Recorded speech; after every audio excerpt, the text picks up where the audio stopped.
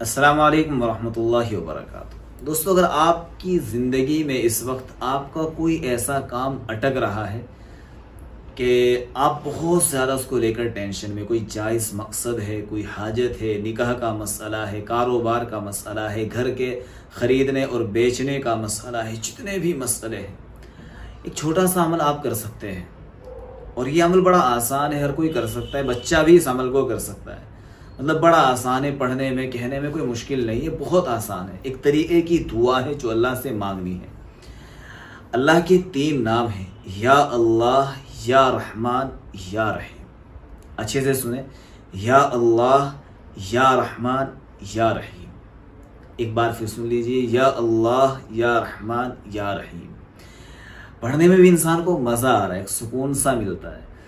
تو آپ کو کیا کرنا ہے، جب بھی آپ دعا مانگنے جائیں، جب بھی آپ دعا مانگے اللہ سے، تو آپ دعا مانگنے سے پہلے یہ 3 جو میں نے تینوں اللہ کے نام بتائے ہیں، ان تینوں کو 11 دفعہ پڑھیں۔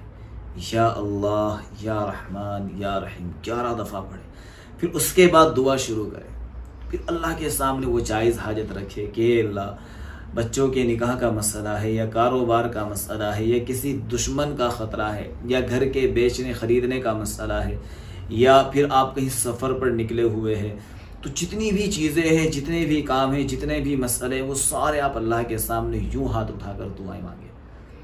تو ان 3 ناموں کی برکت سے انشاءاللہ آپ کی دعائیں بھی قبول ہوں گی، اور آپ کے سارے اٹکے ہوئے مسئلے بھی انشاءاللہ ٹھیک ہو جائیں گے۔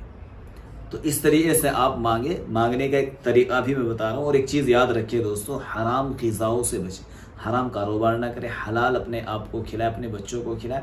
پھر انشاءاللہ وظیفے بھی کام کریں گے، عمل بھی کام کریں گے، اور زندگی میں یقیناً بہاریں بھی آئیں گی، زندگی میں انقلاب بھی آئے گا۔